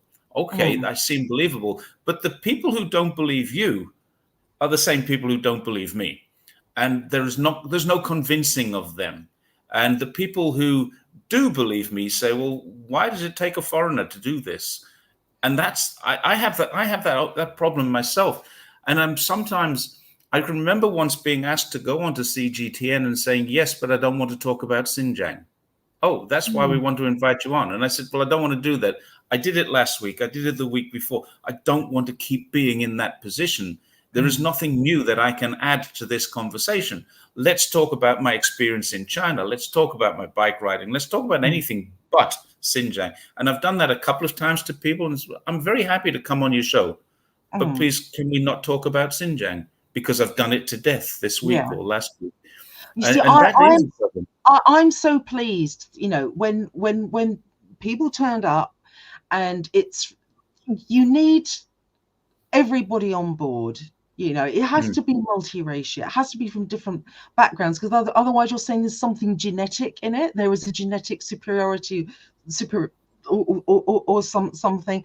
So it's very dangerous to let these ideas set like concrete. And anyone mm, who is reinforcing that inferiority, in 1860s California, the Chinese who were imported to build the railroads were regarded as celestials. They're regarded highly. Then gradually you saw this corrosive thing happen to their standing in California, until it got to the 1870s, when there was an mm, economic downturn, and you had demagogues like Dennis Kearney in California who would get up and scapegoat the Chinese. You had lynchings happen.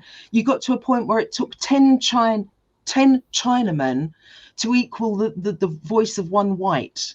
And mm. I feel that That was actually a legal position, wasn't it, at one stage? we've entered the same territory now. Mm, yeah. There But I'm was, glad you are. I listen. I am absolutely so grateful that you are talking about these things. But the idea that it can only be a white face doing, or non-Chinese face, I think brings with it a whole load of problems that they're yes. not thinking about. I've written Yeah. about this. I keep writing about where this comes from. It is so deeply embedded. You have to challenge it. Mm, yeah. Yeah. I was talking to someone today in Guangdong television and said, I'm going to be chatting with Anna Chen tonight. And they said, well, who's Anna Chen? I said, you need to know. And I sent a link. So you're probably getting a new follower tonight.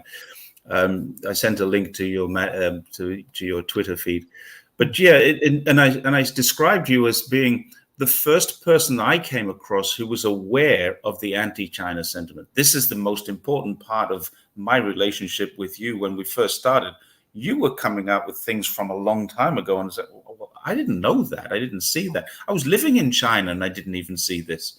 My life changed not when I came to China, but probably 3 or 4 years later, maybe even longer. Before I did my first bike ride, I realized that what I knew about China was wrong.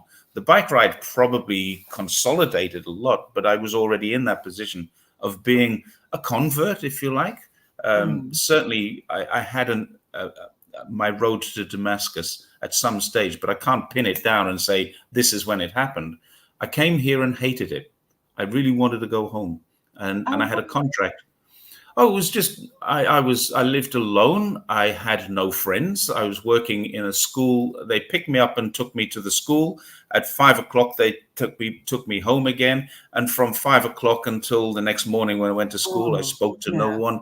Mm. I went to restaurants here and tried to order food because I didn't speak any Chinese at that time. Tried to order food and they just laughed and giggled, and I Mm. just lost all my confidence. Yeah, yeah, Very, very difficult to communicate when you're in that position. I've traveled all around the world. I've never been in a place where nobody can speak English. You can always get by when you're English, and yeah. you can't here. Well, now you can, but then there was no such thing as digital translators or anything like that. It was just trial and error. I found a restaurant finally that had pictures on the wall, and I ate there 7 days a week. That, that was really how I started to change. I started to Mm. learn what's the name of this one. I like the look of this one. I didn't like the taste of it, so we won't have that this time, next time. And that was how I got to learn the names of some of the foods that I like. And that was it. Once I started doing that, it started to change. And my contract was coming to an end, and I said, I don't want to go home. That was really Oh, how it happened. I wasn't well, ready to go home. that sounds like a very hard period. That does sound like It very was pretty miserable. hard. I mean, I look back on it now, and it wasn't as well. Now the memories are not so bad. I've still got friends from that era, that period of time when I was working in a school. It's 11 kilometers from the city center. The school is still there. I haven't been back to work. I mean, I've been back in there a couple of times, but I stopped teaching in 2013. I stopped teaching altogether. So people still call me a teacher in China. I haven't been a teacher. I'm a corporate trainer. I'm a teacher trainer. I train teachers how to teach. And I'm actually retired. I can't legally work here. But when I do work, it's usually for a foreign company that Oh, asks me to do something here. And I can do that's legal. It's as long as they don't pay me in RMB, it's legal. uh-huh. So they can pay me But in it whatever still currency they sounds like. like you've got an amazing lifestyle there. Oh, Probably indeed. better Yeah. Yeah. than we have here. Yes. I know, honestly, I've got lifestyle in for you guys. You know, I hear from, like Mario, who's there. There are various people, and Barry. You know, when he plays his guitar, and you see the view out of his windows, and Yeah. He's lucky where he lives. do I you know have to be honest. he made a video that actually made me cry. It was during COVID, and he showed a video. He's just walking through a park, and there were families, and it just looked civilized. And I didn't realize how, because this stuff sometimes builds up inside you, and you don't realize until something triggers it. Mm. And I saw this video where it looked normal, people living normally, and here it was, we're in the middle of lockdown.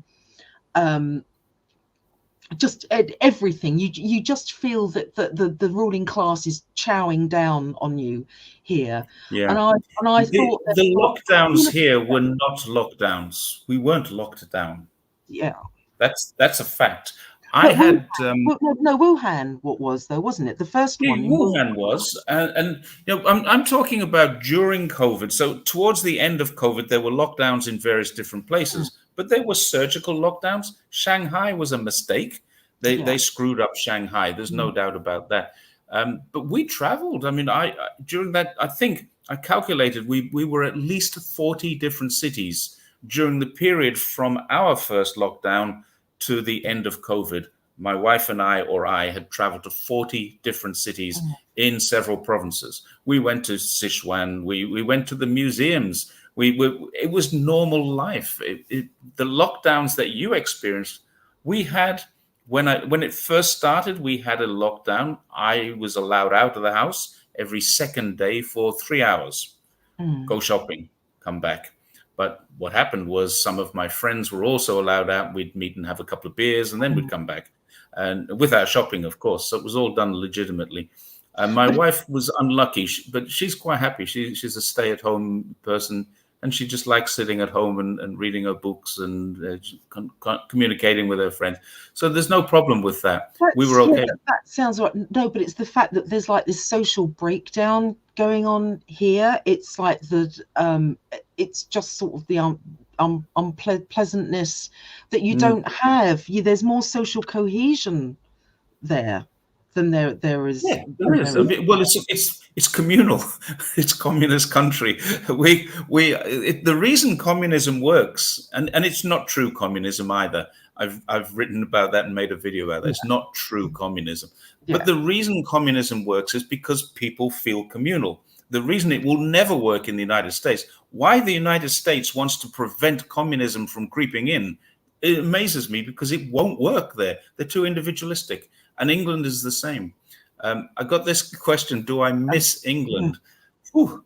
The answer is I miss my father. I adore my father now. I mean, when I was growing up, I didn't have that same feeling. But he's a lovely old guy now. And if anyone sees my WeChat page, it's a picture of me and my dad with a Guinness each. And he's now 92, and he's housebound now. So I want to get back there soon and see him. I've got a couple of brothers. I've got 4 brothers, and 3 of them live in the UK, 1 in Australia. So I do want to get back and see my family again before it gets too late. But yeah, do I miss England? Not really. I don't miss the weather I miss at all. Cornwall. I do miss Oh yeah, Cornwall. Cornwall's nice. I, Yeah, I, because I started going there when I was 10, yeah, that was and artistic, wasn't it? I, You were down in yeah, the arts. Yeah, it's yeah, and yeah, St Ives and places like that. That's yeah. just beautiful, and of course that was always much nicer. You know, you'd get to St Ives and it was like, oh, everything melted, all the stress melted away. Mm. So that I miss. Yeah, one of my brothers lived in Devon for a little while in a place which sounded like it came out of an Agatha Christie book. He lived in Ottery St Mary, and I always thought, what a strange name for a place. But it's famous for its tar barrel runs. They put a burning barrel of tar on their backs and run up the street. Sounds like Darwin Award. Yeah, yes. In some cases, it is. We were there a few years ago. My wife and I were traveling there, and we were there for the the tar barrels, Ottery tar barrels, and they said that it might be the last year they do it because they're having a lot of trouble getting insurance. It's hardly a Yeah. surprise. You've got Mm. a burning barrel of tar on your back, and you're running up the street, and tar's spitting out of it at the Mm. pedestrians and spectators standing at the side of the road getting hit by pieces of burning tar in the face.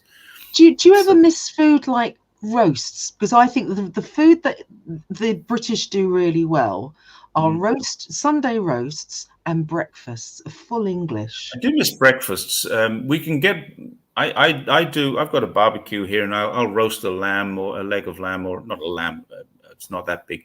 I'll roast a leg of lamb or a side of pork or something. Yeah, Mm. quite often do that here, and often invite my. We've got quite a large, not a large, it's a small foreign community here, and invite a few friends round. Um, oh, this is nice. I like this comment. My show's getting better and better. I love the Zoom like this. Okay, well, we're just chatting, aren't we?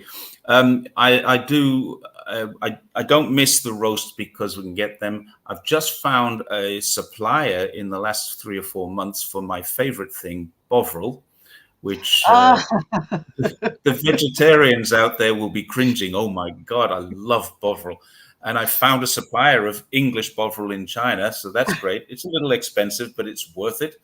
I had a pork pie and Branston pickle with cheese for oh, my lunch oh, today. yes. And I love uh, Branston and pork pies. the what was his name? Gav, who was on a little while ago. His wife makes the most amazing pies, and she has a business, Juliet's Kitchen, in China. So if anyone's in China, look up Juliet's Kitchen online. His wife makes the most amazing English pies, and then she'll do things like chili con carne and soups and stuff like that, all frozen and delivered anywhere in China within pretty much 24 Home hours, from home, sometimes. then. Home Mm. from But home. yeah, Gav Munro, who came on a little while ago with a comment, his wife Juliet is Juliet's Kitchen, and there's a little plug for Juliet's Kitchen. The pity I don't have 10 million viewers, and I can earn some money now. Or this is one I do not like, but I know people who do. I like it. Me. Oh, sorry. Now, I can eat haggis, neeps and teeps, and Yeah. things like that, Mhm. but I don't like black pudding. Uh, If you don't so, think about what it is, that it's basically you're eating scabs, oh, it's so- well, I mean, I don't eat it anyway. But if I could find it here, I mean, I could probably find it here. I'm sure if I go looking far enough. But if I found it here, I would tell my brother-in-law. There's a little story I'll tell you about my wife's family. She has the most unique family, possibly in the world, but definitely in China. Her mother and father have 3 daughters. She's the middle, and we got married first. But before we got married, we introduced her younger sister to a friend of mine, and they got married. So now they have 2 daughters, both married to Australians. oh And then about 3 years ago, the older daughter, who was got married before, divorced, has a son, and was at home, fell in love with my best friend here, and they're now married.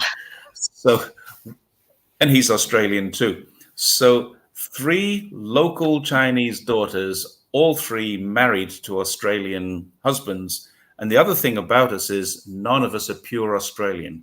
I'm British born, became Australian. Mike, the older one, British born, became Australian. And Dave, the younger one, is Australian born, Italian citizen because his Oh. father was an Italian. And he grew up in Italy, but he was born in Australia. And do you So have what an children? interesting, yeah, Have, they are have children. I don't have children, not here. I have, I had two children. I lost one. My oh, daughter is on the Gold Coast now in Australia. And during COVID, actually, we lost our son. So that was oh, I'm pretty sorry. tough. Yeah. No, we knew it was coming. I saw him. He was diagnosed with cancer, and I saw him before he passed. But for the last 6 or 8 months of his life, I couldn't see him. And we had to watch his funeral online. That's a pretty tough thing to do. No, that So is when that. people say, "Oh, I had a tough time during lockdown," I say, "No, you didn't." Mm, I'll tell you what a tough time is if you want to know. yeah. But anyway, moving on from that, my Italian brother-in-law who lives in Australia with three children now. So they all, when they lived here, they all spoke Cantonese and Mandarin. Now they don't. They just speak Australian. Mum speaks Cantonese to them. They answer in Australian. That's English, by the way. So are there many? There must be a generation of mixed kids who are. Yeah, there's a lot of mixed kids. I mean, I've got friends who have children here. We've Most of the friends that we have are not mixed or European. Zhongshan, the city I live in, is a very small community of um, foreigners. Not that many of us, and I don't know all of them, but if there's any British here, I would know of them. There's a few, and I know some of them, of course.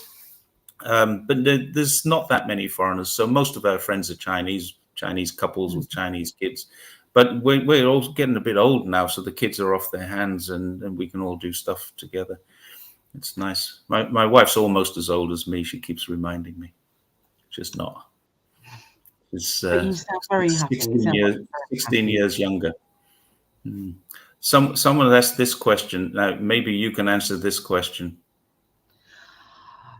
That's one of the few things that I don't get on with. It's very difficult to get the.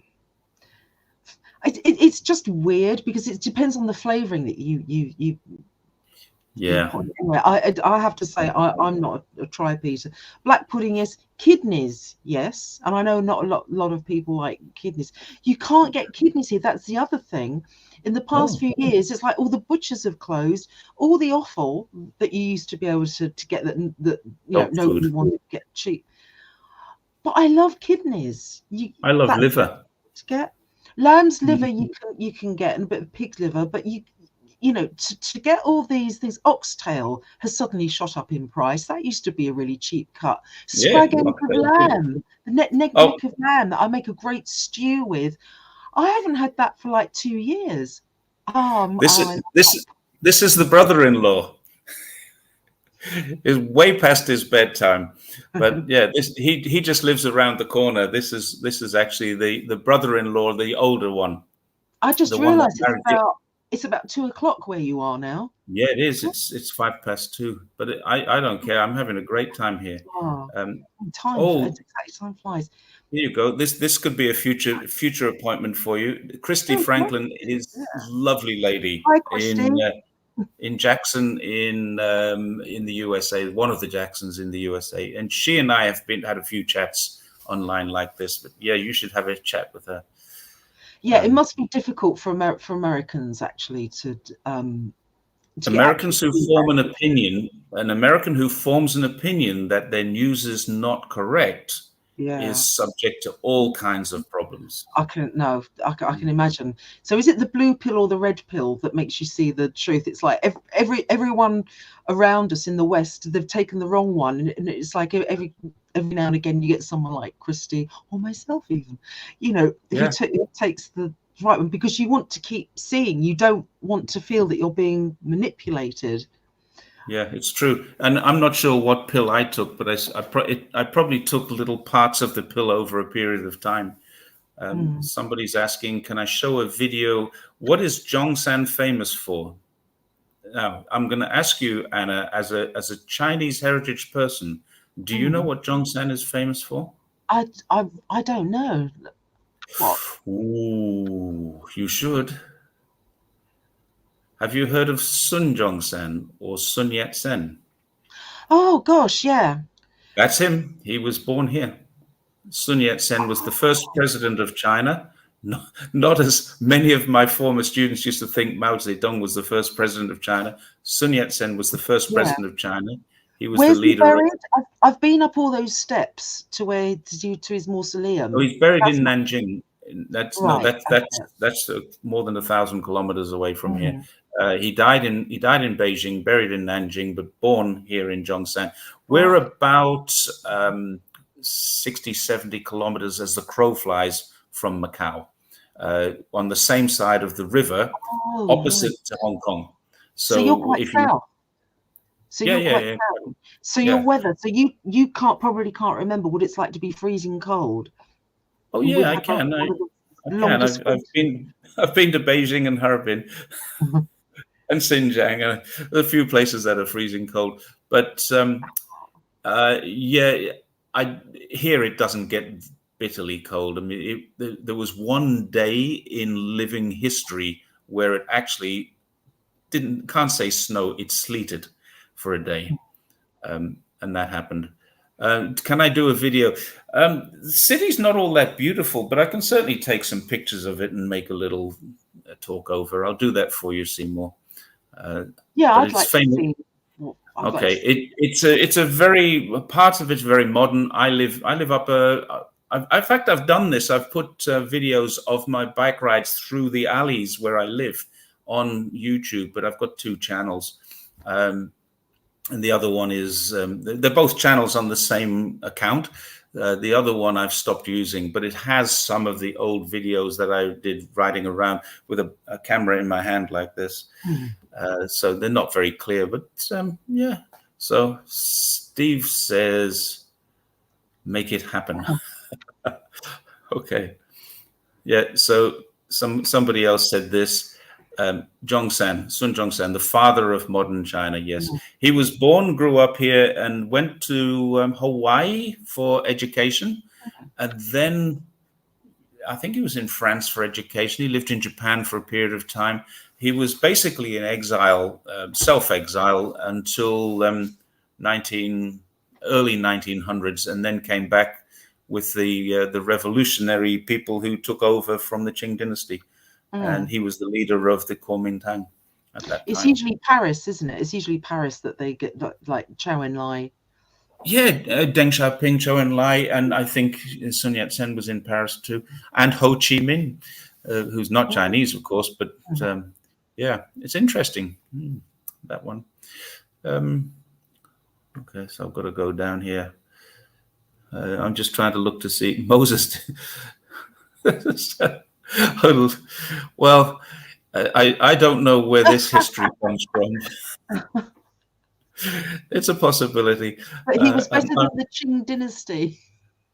yeah, and certainly the foundations that were laid at that time, probably not the next 20 or 30 years until the Japanese invasion, but the foundations that were laid at the time were pretty good foundations for what we've got now, and I think probably most of what we have now can be attributed to Mao's dogma, Mao's stubbornness to stick with what he was going to do instead of capitulating to other people's ideas. And what we have is, I think, what he might have envisaged.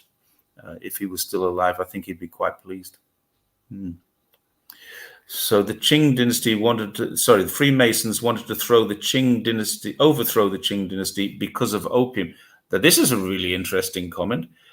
Do you mean that the Freemasons wanted to bring back opium, or because the Qing dynasty hadn't controlled it well enough. What an interesting comment. And is that I, I, Chinese Freemasons or Western Freemasons? I think probably Western Freemasons, if we Hmm. think about it. Yeah.